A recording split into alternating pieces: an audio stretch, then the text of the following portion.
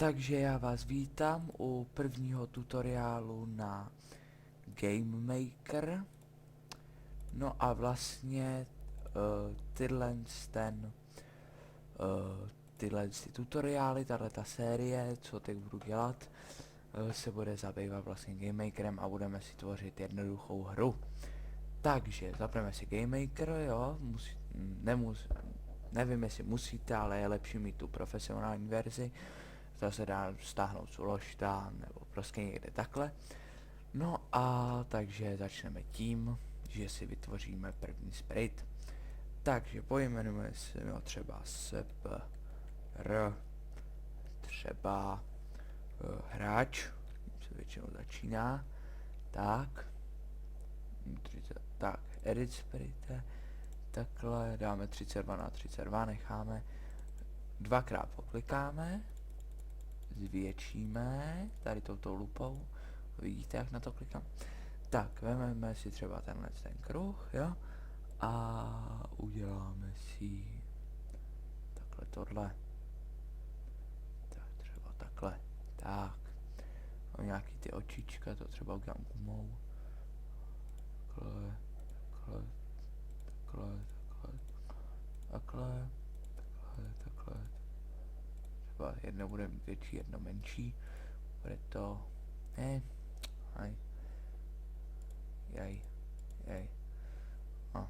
Tady, tudy. Počkáme, tak, hop, hop, hop, hop, hop. Tak, uděláme mu ještě zářivý úsměv. Takhle, takhle, takhle třeba, jo, to se doladí. Tak, to bychom měli, tak, OK. Tak, další, co uděláme, bude sprite. Takhle, spr, třeba zeď. Tak, dáme edit sprite. Tak, dáme zase tady to a to trochu zvětšíme. To bude třeba to, aby to tam vycházelo do těch okýnek, co tam budu mít, takže si dám 16 na 16, ať je ta hra pořádně detailní. Tak, trochu zvětšíme si zase, že jo, a jelikož to je zeď, tak se s tím nebudeme moc tohleto crcat, vybarvíme, vezmeme tohle, dáme si tam černou, tak, to tam mám. Takhle uděláme prostě pár čar, jo, tady, no tak, takhle, a tak to bude křivý, nevadí, jak jsem říkal, se napraví, uděláme takhle pár čar, že jo, tak, takhle, nevypadá to jako zeď, ale je to důvěryhodný. A vlastně to vypadá takhle, když to bude. Tak, dáme OK. Tak, a teď, co si vytvoříme, bude tady to, ten objekt. Create an object. Tady to si dáme. Tak, a to nazveme třeba obj, jelikož máme hráč, takže hráč. Tak, dáme to sprite, protože tady máte to. Takže, jelikož to je hráč, tak dáte hráč, jo? Tak, solid nezaškrtáváme, jelikož je to pohybující se věc. Tak, teď dáme add event. Tak, nastavíme si například pohyb. Takže si dáme takhle left, right, up, down. Tak, teď si nastavíme.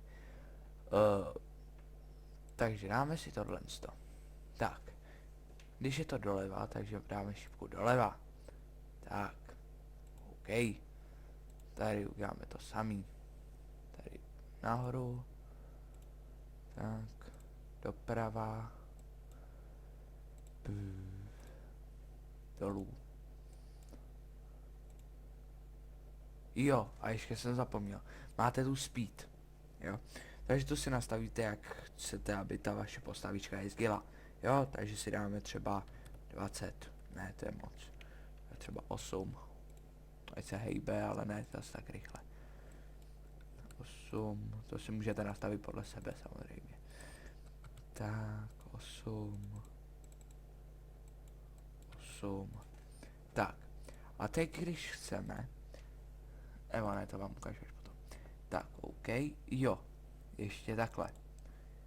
Tak, dáme add event a nastavíme si, aby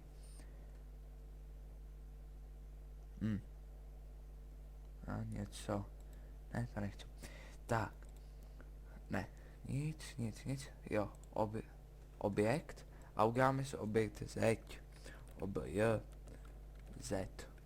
Sprite si dáme zase tamto, tu zeď, co jsme si udělali. Tak, a teď u toho vlastně nic nemusíme dělat teď. Jo, to až budeme mít to složitější. Tak a teď vyzkoušíme, jestli to funguje. Jo, vlastně, jsem zapomněl. Takže musíme si vytvořit herní místnost. Takže dáte tady toto create a room, nahoře v té liště tady. Tak, vyjede vám tohleto a tady si dáte, takže uděláme si takový ten hraniční tak a pojedeme. Trochu se nám to nevyplnilo občas. Pro ty, co by nevěděli, jak dělám, že takhle jedu a ono se mi to tam skládá, tak držím shift a prostě jedu. Levý shift. Nevím, jestli to funguje i na pravý. Zkusím.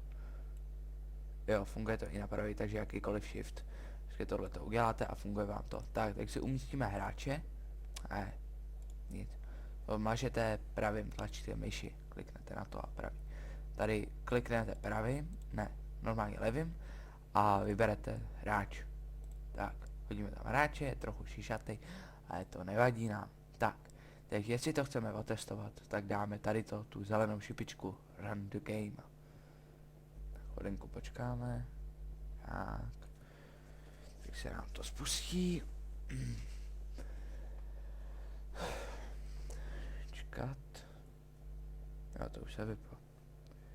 Na chvilku počkáme. Tak, loading, fight. Počkáme.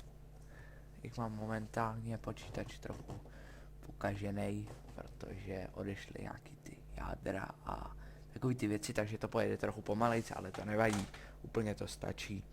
Tak a vidíte, že nám jezdí ta postavička takhle.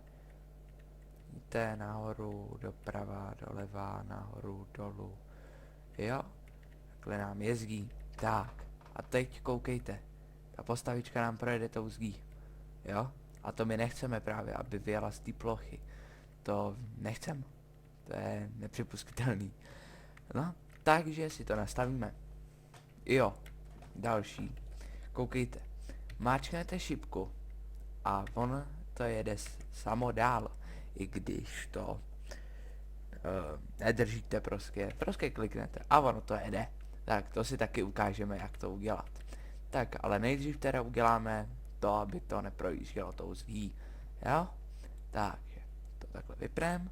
Tak, najde nám zase tohle. Tak, a co teď uděláme tedy?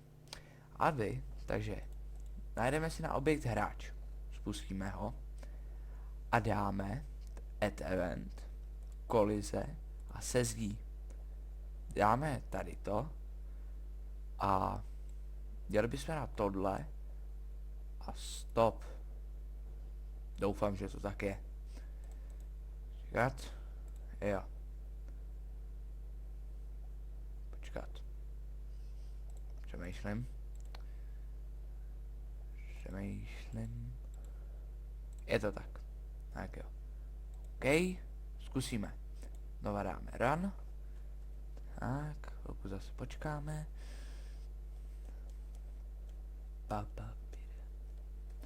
A počkáme.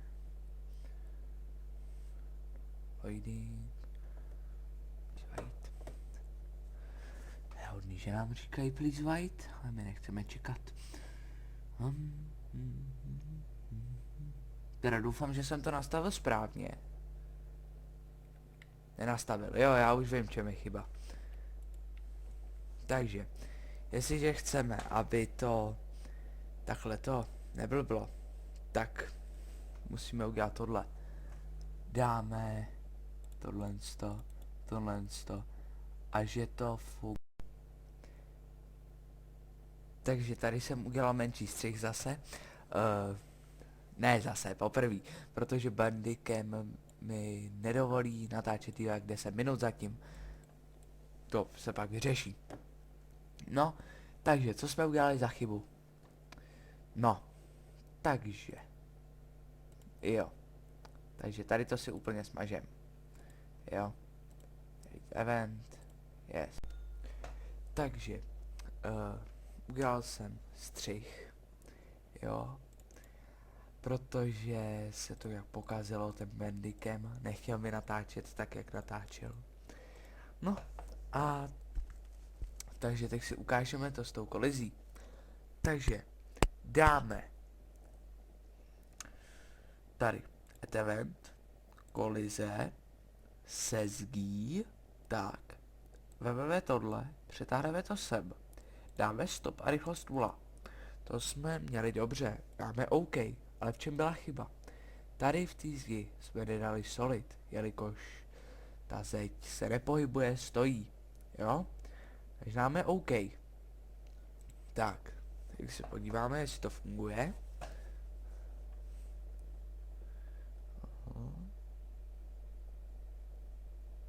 Tak a jak vidíte, postavička nám jezdí. Jo?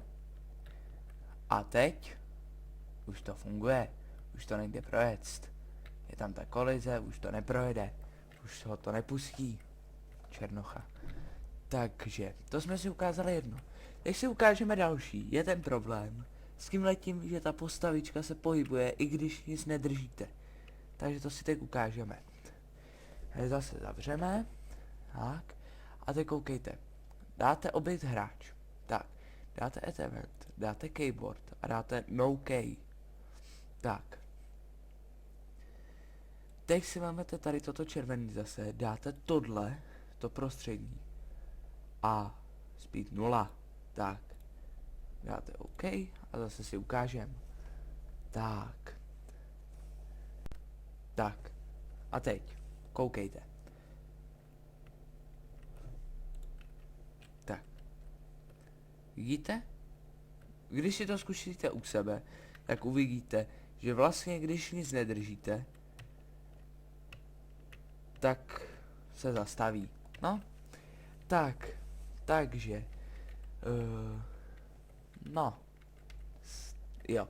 S tímto objevem se s vámi loučím a v příštím tutoriále bychom si ukázali, jak na příšery, jak je udělat a jak třeba například udělat tajné dveře. Nebo dveře, prostě tajnou zeď, že by se dala rozbít. Jo, že projedete a ona zmizí. Takže naschle příště.